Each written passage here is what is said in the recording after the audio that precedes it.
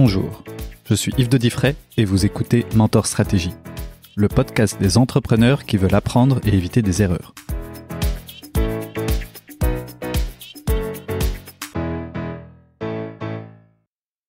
Bonjour à tous. Alors aujourd'hui, je suis avec Serge Wodenhout. Bien dit ? Bien dit, ouais, merci. Bonjour Serge. Bonjour. Donc aujourd'hui, on va s'intéresser à ton parcours, à la société que tu diriges actuellement, qui est une belle société. Et si ça ne te dérange pas, j'aimerais bien te laisser te présenter en 5 minutes, dire un peu qui tu es, ce que tu fais. Ok, parfait. Donc, Serge Wodenhout. Pour le moment, je suis le patron de Akkodis en Belgique et les Pays-Bas.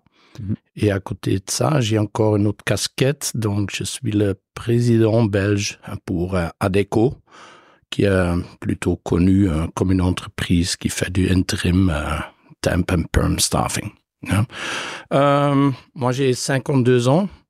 Je suis marié. J'ai 2 enfants de 23 et 21. Je fais un petit peu de sport et j'habite à la plage. Donc maintenant, parce que c'est l'été, ça me fait du bien. S'il y a beaucoup de soleil, tu peux me rencontrer à la plage avec un petit verre de rosé. Donc, en 5 minutes, la carrière de Serge Wodenhout, c'est quoi? Moi, j'ai fait mes études en engineering IT. Après mes études, j'ai lancé ma propre boîte, ce que j'ai vendu à l'âge de 29 ans.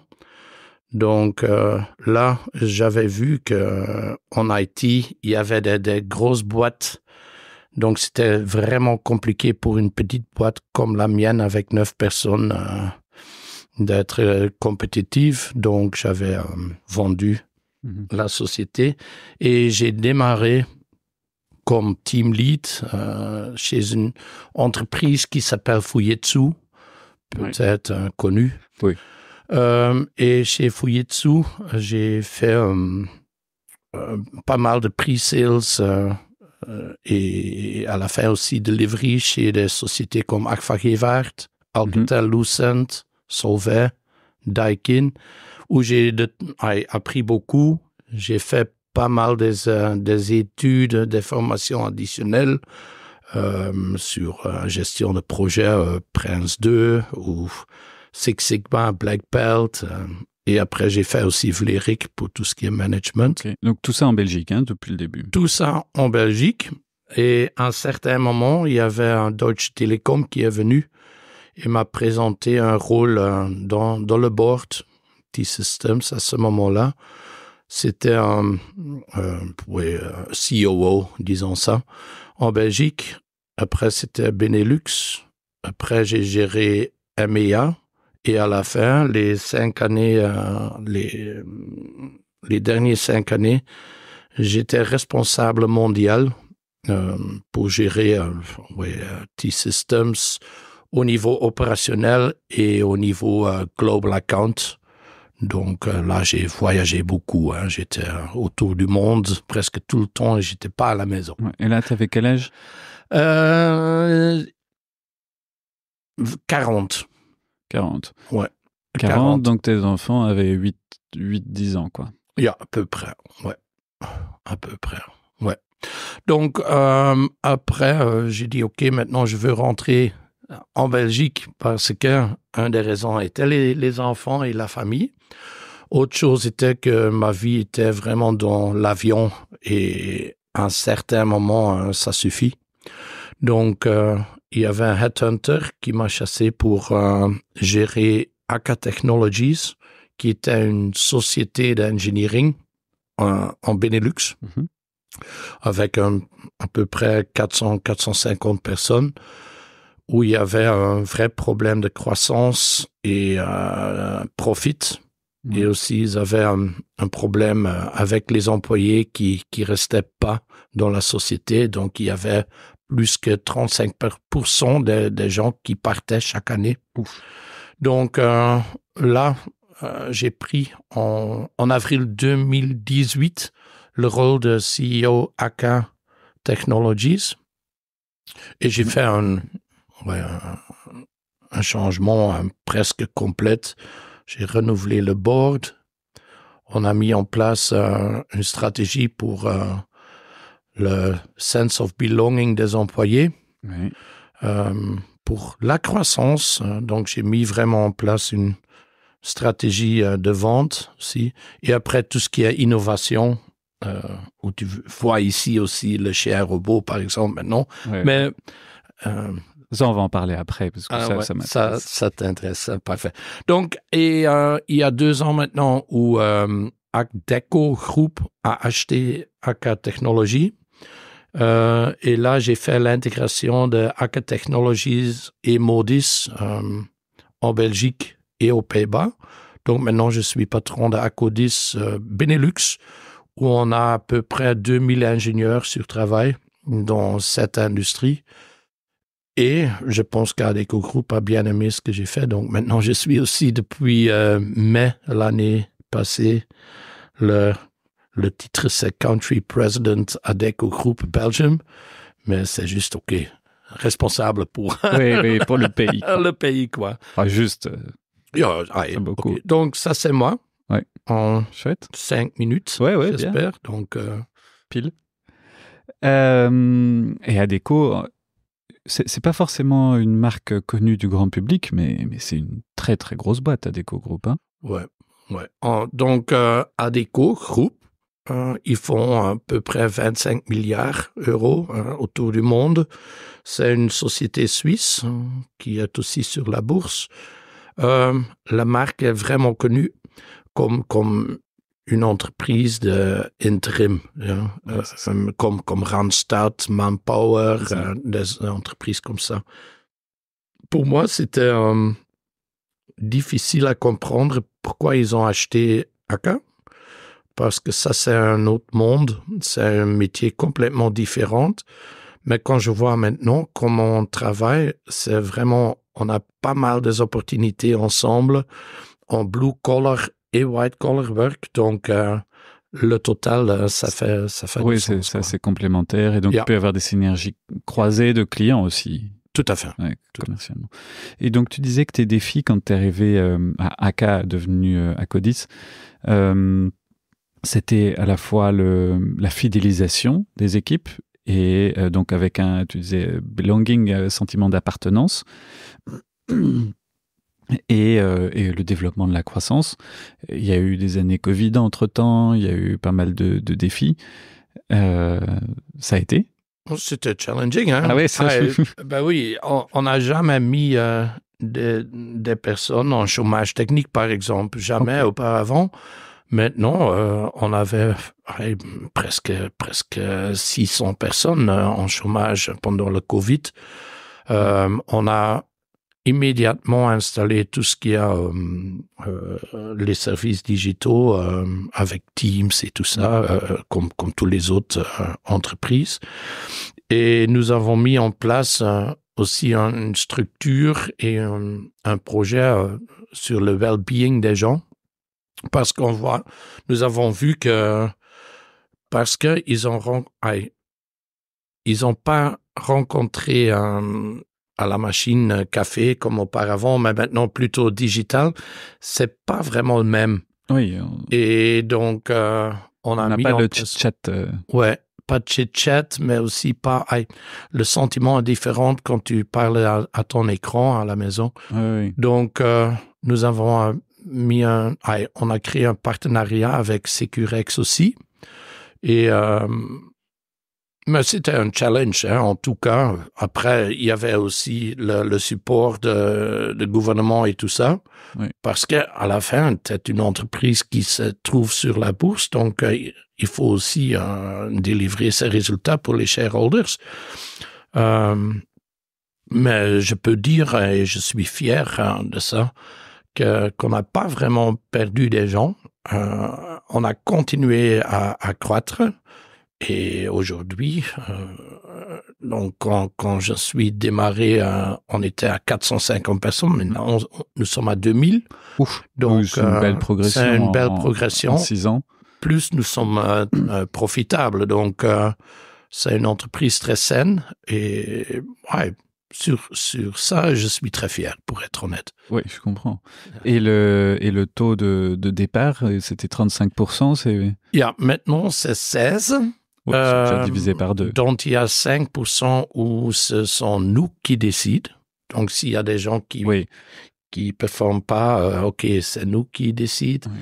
Et sur les 11%, il y a 42% des 11 qui démarrent directement chez nos clients. Oui. Donc, quand, par exemple, leur projet se termine, eux, ils peuvent décider d'aller en direct chez nos clients. Débaucher chez le client. Ouais, quoi. Oui. Tout à fait. Et il y a à peu près 35% qui rentrent chez eux. Donc, en France, la Grèce, Italie. Oui, ça c'est propre à la Belgique. Il y a beaucoup d'étrangers qui viennent, donc qui repartent. Nous avons 31 nationalités pour le moment chez nous.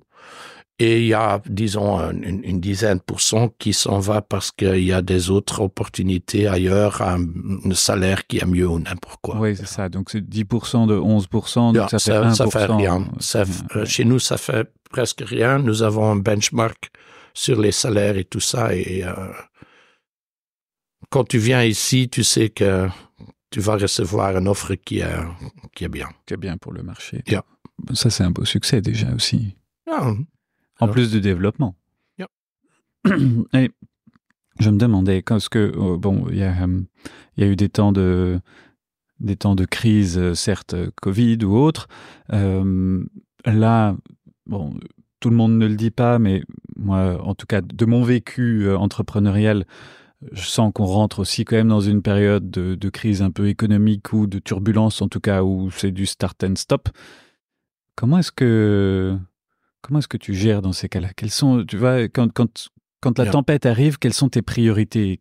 Comment est-ce que tu te positionnes? Je vois pour l'instant aussi que le marché est plus...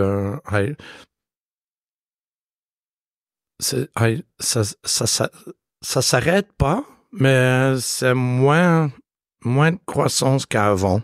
Ça ralentit, quoi. Ça ralentit. Je ne savais pas le mot en français.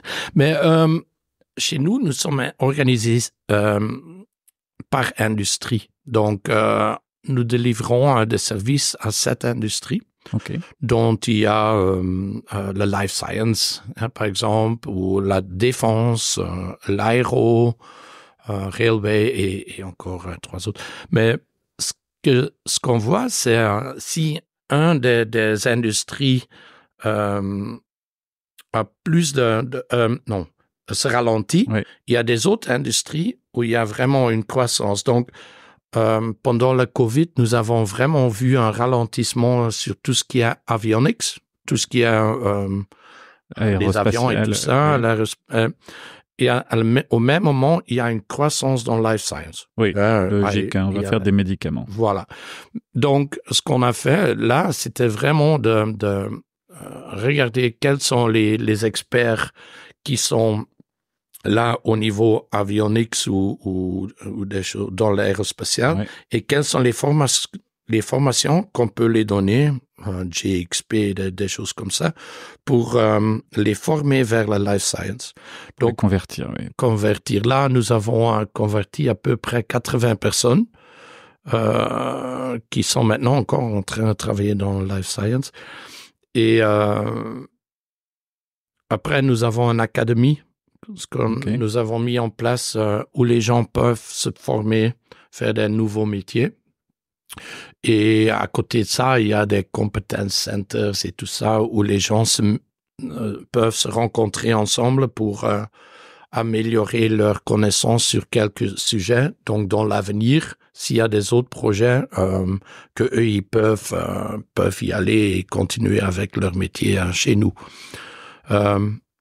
Mais donc, quand le marché va se stabiliser et tout ça, nous avons une équipe de recrutement plus élevée, une 30aine de personnes, OK, là, on va seulement encore recruter sur projet, s'il y a des projets disponibles. Oui, donc quand tu sens qu'il y a un moment de crise ou de storm ou de tempête, on réduit un peu, enfin, on arrête le recrutement. Ouais, on n'arrête pas. Non, mais s'il y a un très bon profil, on prend. Tout à fait. Et dans notre marché, c'est plutôt si on voit des gens où il y a le pouvoir pour vraiment utiliser cette personne dans quelques projets et tout ça, nous les embauchons. Ouais. On appelle ça pre-hiring. Donc, il n'y a pas encore un projet, mais on voit beaucoup d'opportunités avec cette personne. Ça, on arrête. Donc là, dès qu'il y a pas vraiment beaucoup de croissance sur le marché, on prend seulement des personnes qui sont vraiment 100% liées à un certain projet où le client nous demande. Oui, il y a une demande, on répond à l'offre. Enfin, on répond à la demande. On ne fait pas une offre, non. Pas du push, quoi. Non, c'est pas du push. Ok. Et ça, c'est les seules réactions que vous faites? Ou est-ce que tu as une politique où tu dis on gèle aussi les investissements? Ou alors, au contraire, on fait plus de R&D? Ou alors, tu vois, si tu as des gens qui sont du coup plus placés, est-ce que je veux absolument les conserver? Du coup, je les occupe tant qu'à les payer? Ou est-ce que... Enfin... Donc, parce que c'est un métier un peu particulier que vous avez. Pour gérer une boîte qui se trouve sur la bourse, il y a quelques KPI qui sont très importants. Okay. Il y a le chiffre d'affaires, il y a le EBITDA pourcentage, il y a le operating free cash flow, et ça doit être sous contrôle. Donc, c'est normal que si on a des gens qui n'ont pas vraiment de projet pour l'instant, on les donne des opportunités de faire la recherche. Mais ça aussi, ça a ses limites. Yeah? Okay. Donc, si nous avons trop de gens qui sont sur le bench ou inter-projet, ça peut être qu'à un certain moment, on doit décider, OK, qu'est-ce qu'on va faire? Yeah? Et là, de temps en temps, il faut prendre aussi des décisions qui sont moins faciles et pas cool, quoi. Oui. Donc, heureusement, ça se passe pas si souvent. Comme tu disais, il y a les académies, il y a les choses pour il y a beaucoup d'opportunités pour le moment. Oui, il y a encore beaucoup d'opportunités, mais à certains moments aussi, les shareholders doivent aussi voir la valeur et tout ça, donc il faut délivrer ces résultats. Mais de nouveau, nous avons beaucoup d'opportunités que les gens peuvent se former, reformer et peuvent aussi aider à des trucs de recherche. Mais de nouveau. Et passer de 450 à 200, à 2000, ce sont des gens, ce sont des ingénieurs, enfin des profils en tout cas scientifiques. Ingénieurs et PhD, ouais. Qui sont donc chez vous, mais en fait placés chez des clients. C'est ça, grosso modo, ils font... Grosso modo, oui. Enfin, ils accompagnent le client, mais ils ne sont pas chez vous à temps plein. Oui, tout à fait. Ils prestent pour et avec le client. Disons que à peu près 70%, ce sont des gens qui sont placés chez le client, qui travaillent pour le client sur leur projet. Il y a 30% qui travaillent sur des projets qui sont gérés par nous, qui est delivery-based. Donc là, nous avons un contrat où on va facturer les délivrables, quoi. C'est ça. C'est pas les gens. Donc il y a 70%, c'est le time and means. Oui, vous vendez la main d'œuvre entre guillemets. C'est pas de la main d'œuvre, mais enfin on se comprend. Yeah. Et l'autre, vous vendez le résultat. Oui, tout à fait. Et donc par exemple les chiens robots qu'on voit ici, il y a un grand, il y a des petits. Tu me disais ça, c'est par exemple pour la sécurité sur des zones portuaires ou des choses comme ça. Ça c'est du delivery. Ou c'est du... Comment est-ce que... Ça va être delivery. Maintenant, nous sommes encore dans tout ce qui est research and development. Donc, les robots sont là. Nous avons des équipes qui travaillent sur le sujet où le robot va identifier des risques qui peuvent aussi faire un scan par exemple, des containers. Et là, ils vont se connecter au réseau et comparer le data, ce qui est dispo pour voir, OK, c'est tel container qui se trouve là, quel est le contenu, blablabla, tout ça. Ça existe. Il va aussi voir s'il y a des risques pour criminalité, disons ça. Oui, même incendie potentiellement. Incendie, gaz, feu, des choses comme ça peut tout découvrir. Oui, parce qu'ils ont des caméras infrarouges et des... Aussi, oui. Et ça va être un truc qui va aider les humains, disons ça. Donc maintenant, il y a toujours des gens de sécurité qui roulent avec leur voiture, oui. avec les chiens additionnels et les drones additionnels. On va les aider même plus à identifier des problèmes potentiels. Oui. Mais donc ça, du coup, c'est pas placer de l'humain, c'est placer de la technique, quoi. Yeah. Intelligence. Donc, on travaille aussi à des voitures autonomes, par exemple. Donc, oui, les gens que nous avons ici chez Acodis, ce sont tous des personnes intelligentes, et si on veut être prête pour la future, tout ce qui est data, tout ce qui est automation, AI, ça fait partie de notre boulot, quoi. Ok. Et donc ces gens-là, en plus, ils se forment. Et donc mécaniquement, après, s'il y a besoin chez un autre client, et là, tu peux passer du coup pas en vente de delivery, mais en vente de temps.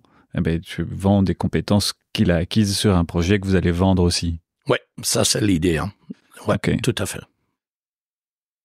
Et ça, il y a déjà des clients qui sont intéressés, ou pour l'instant c'est purement recherche et développement?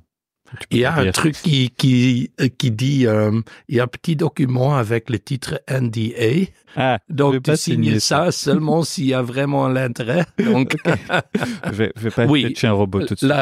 Non, ça peut aller vite. Mais oui, il y a vraiment des clients intéressés, et on fait déjà des POC. Donc, ouais. Ça va être la future, quoi. Et donc, tu disais qu'il y avait au début effectivement un challenge de fidéliser les équipes. J'ai compris, il y a un côté rémunération, mais il n'y a pas que la rémunération, je suppose, pour fidéliser. Comment est-ce que... Parce que passer de 35% à 1%, on va dire, disons 10, mais... Yeah. Donc, il y avait, quand j'ai fait, pas moi seulement, quand nous avons fait nous avons fait une investigation. Pourquoi est-ce que les gens s'en vont? Oui. Yeah?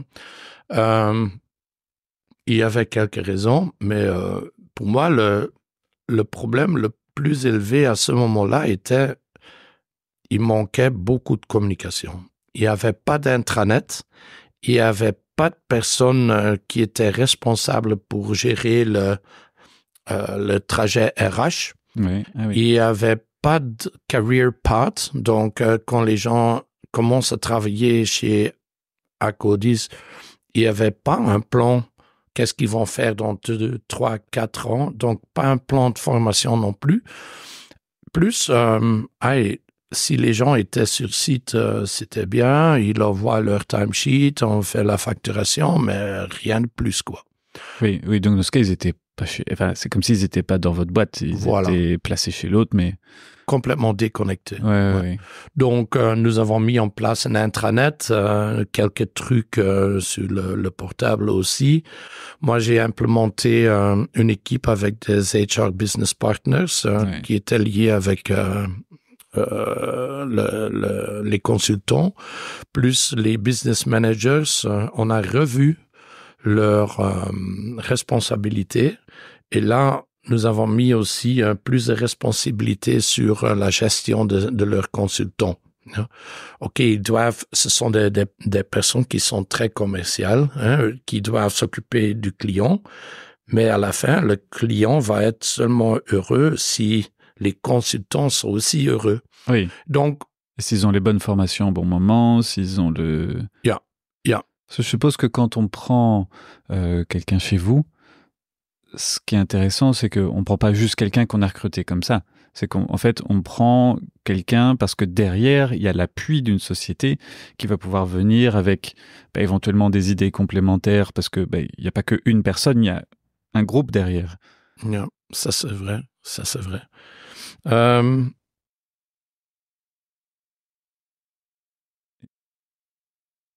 Oui, je suis en train de réfléchir, mais je pense que la force du groupe, ça c'est vrai, hein, ça se trouve là et ça c'est bien, mais je pense à la fin, l'aspect humain. Donc oui, nous sommes une société, nous sommes driven by the cash et tout ça. Oui, ça peut être, mais à la fin, nous sommes une entreprise très humaine. Donc, pour nous, c'est le consultant and staff first. Et on fait beaucoup sur tout ce qui est well-being et une rémunération, comme vous dites, correcte, avec des plans cafétéria et tout ça. La force, c'est que nous sommes un groupe, donc il y a beaucoup de potentiel aussi au niveau des sous. Nous avons pas mal de sous disponibles qu'on peut investir sur des sujets pour améliorer la vie de nos employés. Ce qu'on fait pour l'instant. Oui. Donc, ça, c'est bien. Et dans votre secteur, quels sont les principaux challenges en ce moment? Trouver les bonnes personnes. Oui. Ça, c'est... Je pense, tous mes collègues, on est tous en train de chercher dans les mêmes coins pour les bons candidats. Les garder les gens, et ça, on fait par assurer qu'ils continuent à apprendre, lifelong learning, avec des académies, mais aussi avec des opportunités que nous avons aussi ailleurs. Donc, autour du monde, ils peuvent travailler pour Akkodis. Oui, c'est ça. Avec l'âge moyen chez nous, ça fait, ils ont 32 ans. Donc, on parle encore de jeunes personnes qui ont de temps en temps envie d'aussi regarder ailleurs. Donc, là, nous avons aussi des opportunités. Et je pense qu'un autre challenge, c'est vraiment le challenge de génération, quoi. Donc, moi, j'ai 52 ans. Dans ma tête, je commence quelque part et je reste là toute ma vie. Avec la génération qu'on voit aujourd'hui, ce sont des gens qui cherchent toujours pour des autres projets qui leur intéressent. Et c'est toujours l'individualisme qui est plus important. Donc, la façon ou la manière de gérer la génération d'aujourd'hui, c'est complètement différent que gérer des gens qui ont 50 ans, quoi. Ça, c'est aussi un challenge qu'on voit pour l'instant, pour les gardiens. Oui, et en même temps, réussir à faire du changement, mais tout en restant au même endroit, avec les mêmes collègues, c'est du changement, mais pas que du... Yeah. Et à la fin, je pense un des trucs qui va être challenging dans l'avenir va être vraiment automation, hein? Tout ce qui est AI, l'intelligence artificielle ou augmented intelligence. Parce que ça, on avait tendance à imaginer que ça allait être plutôt les blue collar dont on parlait tout à l'heure, qu'elle allait être ciblée, alors qu'en fait, potentiellement, ça va être les top jobs, en fait. Yeah. Moi, j'ai parlé avec quelques ministres et c'était vraiment intéressant ce qu'ils avaient dit. Hein. Si on prend AI comme Artificial Intelligence et on va vraiment suivre la tendance, 80% de notre métier va être automatisé. Hein. Oui. Si on utilise AI comme Augmented Intelligence et on va utiliser cette connaissance pour aider nous dans notre métier, on peut devenir même plus smart qu'avant. Mais ça, c'est une autre manière de regarder à AI. Donc, ce que je vois pour l'instant, oui, il y a beaucoup de choses qu'on va automatiser et améliorer. Et ça peut créer un impact tout à fait aussi au top job, comme vous dites. Mais je pense pas qu'on va parler de 80%, pas du tout. Mais underestimating is an issue. Donc, toujours. Donc, je garde ça en tête beaucoup. Je regarde beaucoup quels sont les nouveaux trends et tout ça. Parce qu'aussi, avec notre société, normalement, c'est à nous de montrer la tendance, faire les clients. Et c'est pour ça, par exemple, qu'on joue maintenant avec les chiens robots ou autre chose, avec CV Makers et tout ça. La question aussi avec ça, c'est est-ce qu'il vaut mieux être précurseur ou parfois un peu suiveur? Pour donner un exemple, on a tendance à imaginer que Apple est souvent précurseur alors que c'est en fait plutôt un suiveur qui du coup prend directement les bonnes technologies et les applique quand elles sont robustes. Dans notre métier, et je pense aussi ce qu'on dit chez Acodis, Engineering a Smarter Future Together. Okay. C'est à nous de montrer les innovations de demain. Et nous avons la compétence, nous avons la connaissance, donc c'est à nous d'être les premiers qui montrent le chemin vers le futur. Donc, pour moi, c'est une obligation d'être un des premiers pour montrer les innovations de demain. Et comme ça, on va créer valeur avec nos clients, quoi. Mm-hmm. Donc techniquement, ça veut dire que dans les équipes, ils commencent déjà à utiliser des chats GPT ou des copilotes ou des... Ouais, ça c'est... Ah oui, bien sûr. Of course. Okay. Pour répondre aux mails que je reçois, maintenant tu dis à Copilot, tu dis négatif, polite, et comme ça, c'est le Copilot va répondre avec un message si c'était moi, mais très cool. Oui, donc ça aide pas mal.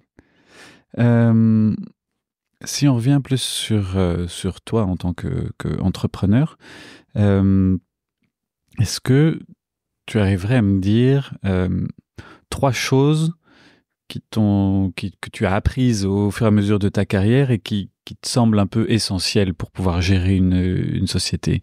Tu vois, des choses où tu te dis, mais oui, ça... OK.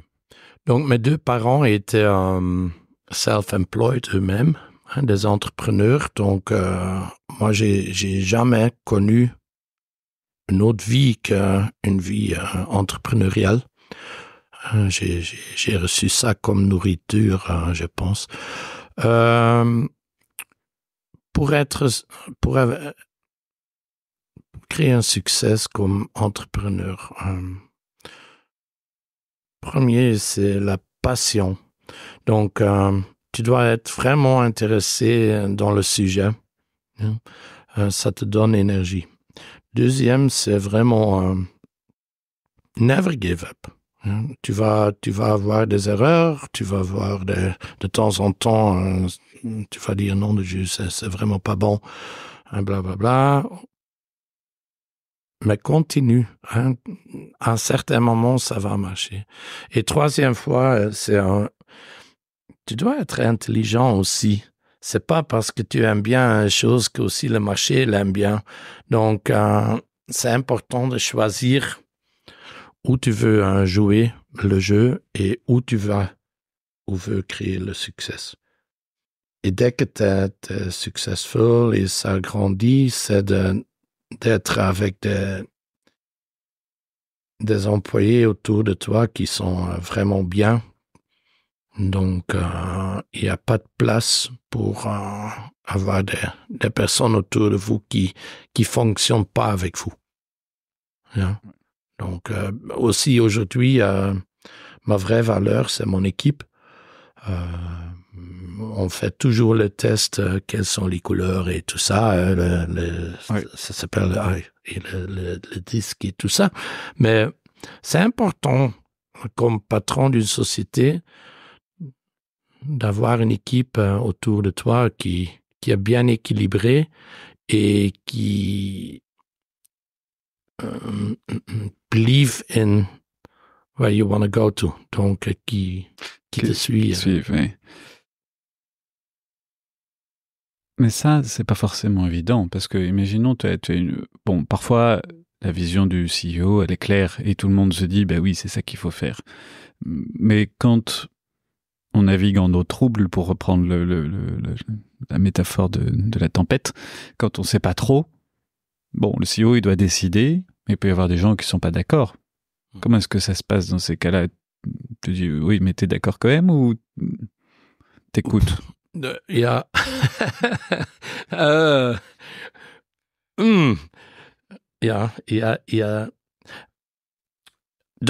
quand il y a la crise, le CEO, c'est la personne qui gère la crise et qui prend tout en main et qui décide. Si vous n'êtes pas en crise, le CEO est au milieu de toutes ces équipes et ils discutent et font une sorte de co-creation pour faire les trucs ensemble. Ici, au début, quand il y avait vraiment la crise, pas de croissance, perte, les gens qui s'en vont, c'était moi qui ai pris les décisions. Moi, j'ai mis en place les choses et j'ai décidé. Là, j'étais très, très rouge, disons ça. Maintenant, ça tourne et je donne beaucoup de liberté à mes employés qui sont de temps en temps plutôt plus intelligents que moi. Et c'est pour ça qu'ils travaillent avec moi. Et ce sont eux qui décident maintenant avec une discussion et ils font leur truc, quoi. Pour démarrer comme entrepreneur, si c'était facile, tout le monde était entrepreneur. Oui, yeah? Et il y a toujours le risque financier aussi. Hein? Si tu veux démarrer quelque chose, si ça marche pas, il y a un impact qui est là. Et ça, il y a beaucoup de gens qui ont peur de démarrer comme entrepreneur parce qu'après, si ça marche pas, ils ont un vrai problème. Donc, oui, il faut un petit peu de balls pour démarrer, quoi. Oui.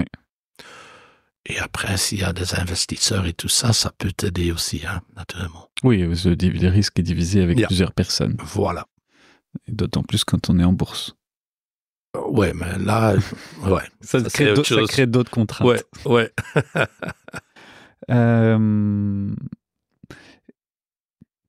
Alors, on a parlé rapidement des mails tout à l'heure que Copilot t'aide, mais est-ce que tu as des petits tips ou une petite routine ou des choses qui t'aident à gérer ton quotidien? Par exemple, il y en a qui me disent, moi, je fais pas de réunion le matin, ou des choses... Moi, j'ai quelques règles que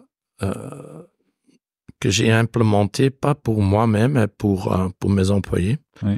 Donc, moi, je réponds jamais à des messages après 17 heures le soir. Je réponds pas aux mails qui arrivent le week-end. Pas du tout. Du tout. Okay. Du tout. Parce que si je vais répondre, je vais obliger les gens qui vont recevoir les mails pour me répondre de nouveau. Et je fais pas. Du tout.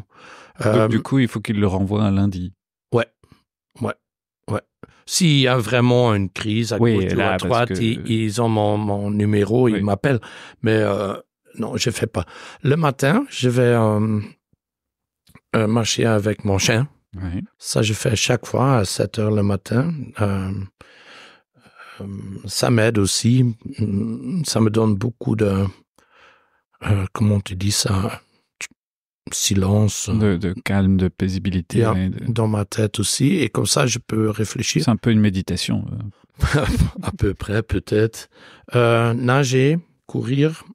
Et le soir, de nouveau, avec le chien. Et après, le soir, après 9 heures le soir, je suis ensemble avec ma femme et on parle de beaucoup de choses, mais pas du travail. Ok. Hein. Mais pour être honnête, ce qui me donne beaucoup d'énergie, c'est vraiment travailler avec mon équipe, quoi. Mhm. Je suis toujours heureux quand je vois quelqu'un qui a démarré chez nous, qui prend une nouvelle place dans la société, qui a vraiment fait la croissance. C'était chez Deutsche Telekom où ils ont dit toujours best place to perform and grow. Ça a resté dans ma tête et j'essaie de faire le même ici. Et ça me donne l'énergie, vraiment. Et quand donc tu dis que tu as eu des parents entrepreneurs. Donc dès petit, tu t'es dit que tu serais un jour entrepreneur ou tu voulais être pompier ou... J'ai fait la fête beaucoup. Non, mais je sais pas. Je sais pas. Ma sœur, maintenant, elle a une fleurerie. Oui. Moi, je gère ici une boîte. Je sais pas. C'est hein? C'est dans l'ADN. Yeah, je pense. Je pense vraiment. Je peux pas dire, oui, je voudrais être un footballiste. Quand j'avais 16 ans, j'ai joué le foot. J'étais pas mal, pour être honnête. Mais non. C'est par hasard, je pense. C'est aussi parce que les gens avec qui j'ai travaillé, ils ont vu, je pense, les possibilités avec moi et j'ai toujours pris chaque occasion qu'il y avait pour gérer des équipes et tout ça, j'ai pris ça et j'ai fait. Et heureusement, c'était bien fait, je pense. Sinon, je suis jamais venu dans ce rôle d'aujourd'hui. Oui.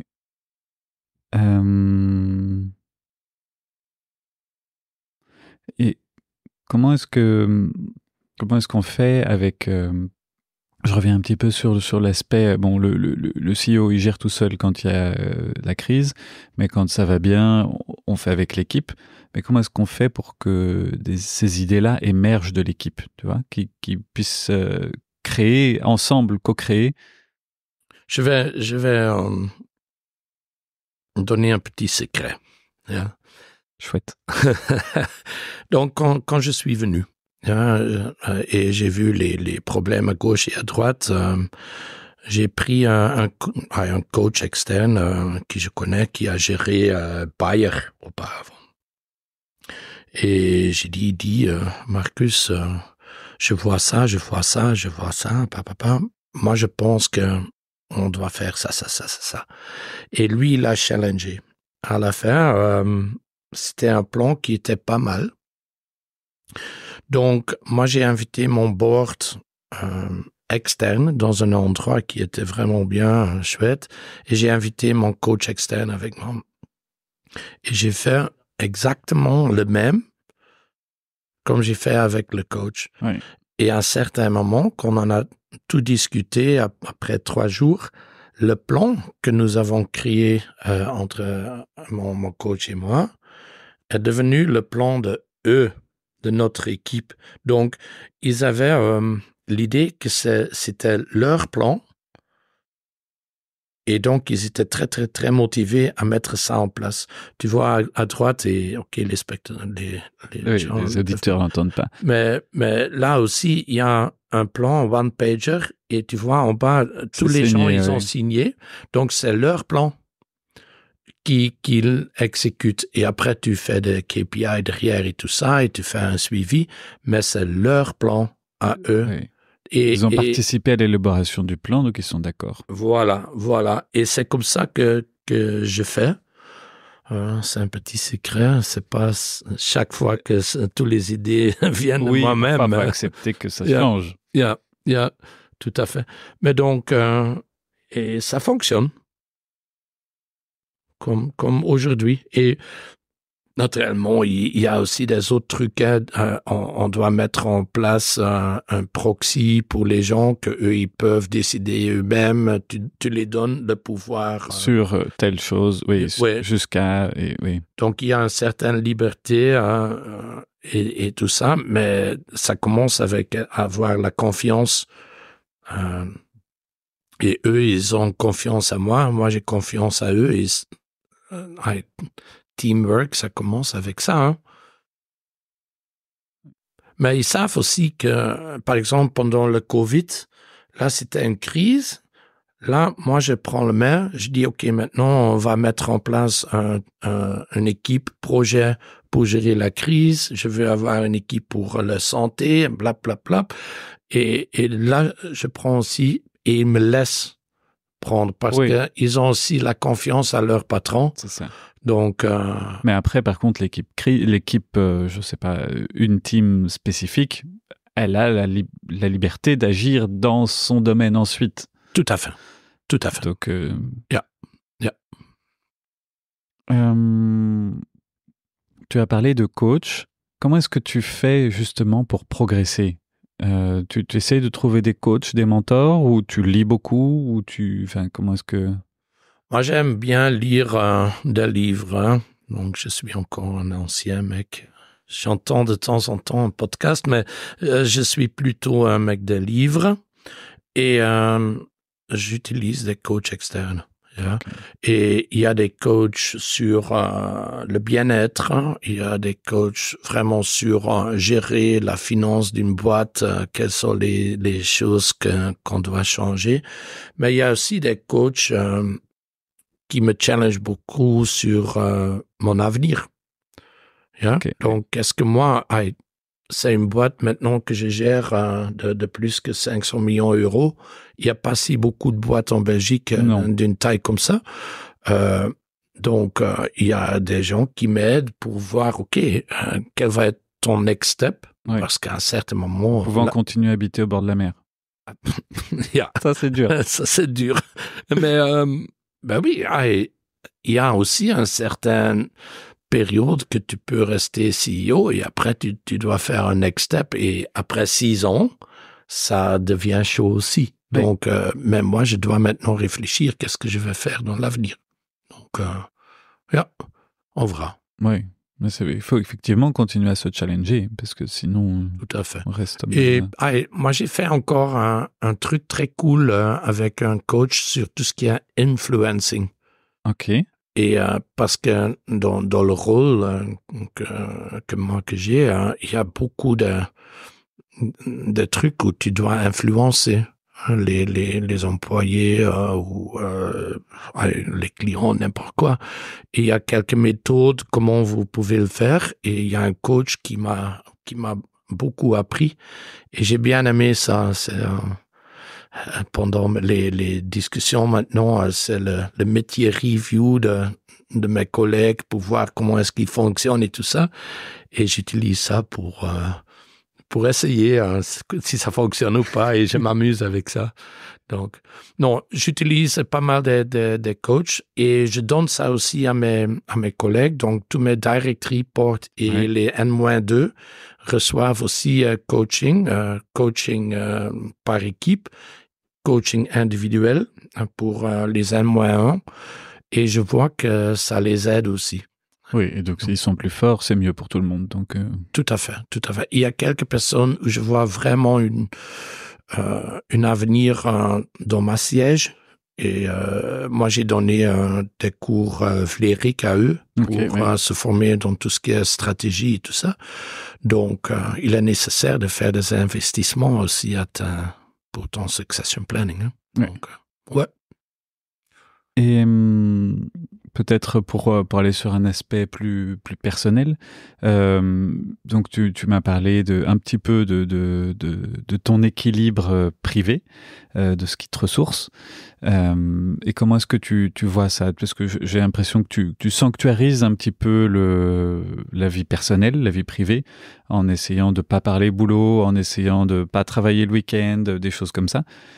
T'as des règles aussi là-dessus ou de bonnes pratiques ou des... Moi, je suis quelqu'un de très social. Hein? Et quand tu vis à la mer et tu vas au bar le soir, ça me prend 5 minutes et je commence à parler avec des autres gens et on fait un petit peu de pétanque ou n'importe quoi. J'aime bien m'amuser, j'aime bien aller au restaurant avec ma femme, avec mes enfants, s'ils sont disponibles parce que ils ont leurs amis et oui, c'est l'âge où on commence à... notre vie. Hein. Mais non, j'ai pas de règles. C'est un truc, pour moi, personnellement, quand j'arrive à Knock, je deviens une sorte touriste, quoi. Oui. Et je m'amuse, j'aime bien la mer. Non, mais pas de règles. Oui, pas de règles, mais a priori, pas de boulot le soir ou pas de... Tout à fait, voilà. Tout à fait. Moi, j'ai pas de problème à me déconnecter. Il y a beaucoup de gens qui ont vraiment des problèmes à se déconnecter, qui continuent à réfléchir.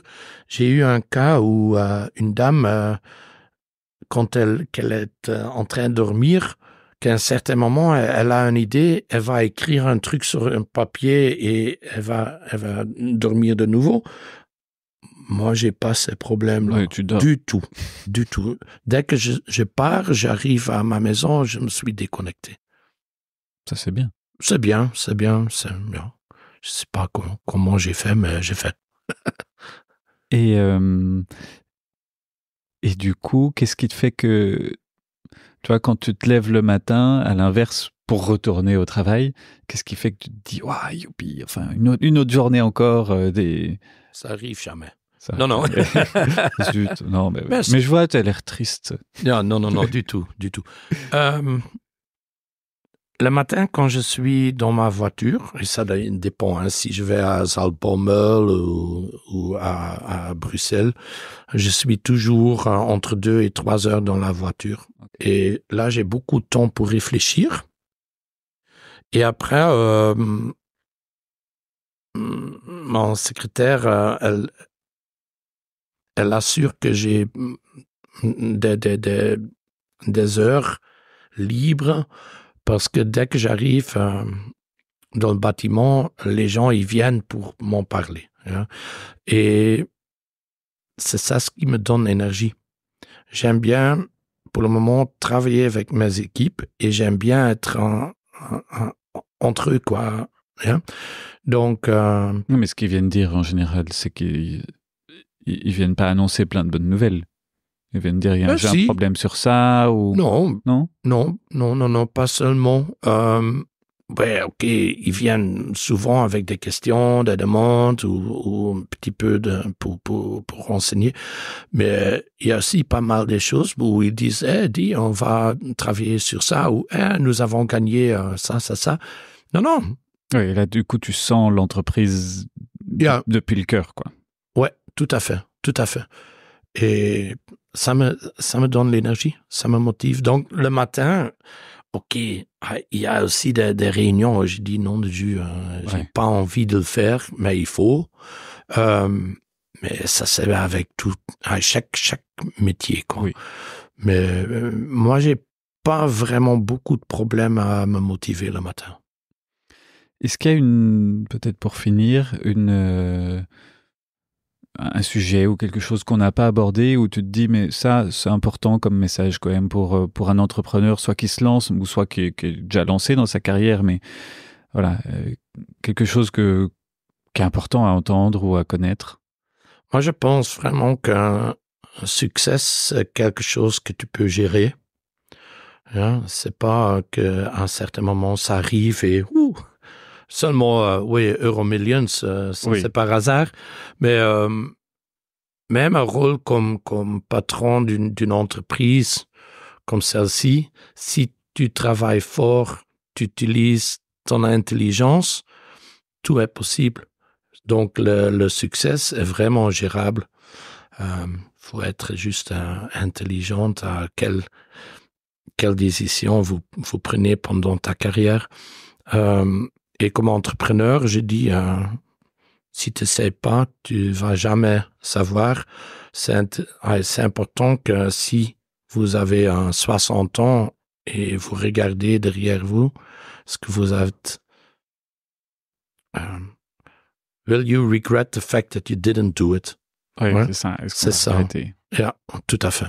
Et donc, essaye-le, fais-le, vraiment. Et si ça marche pas, tant pis. Tant pis. Tout à fait. Oui. Parfois, être prêt à assumer les conséquences aussi, parce que.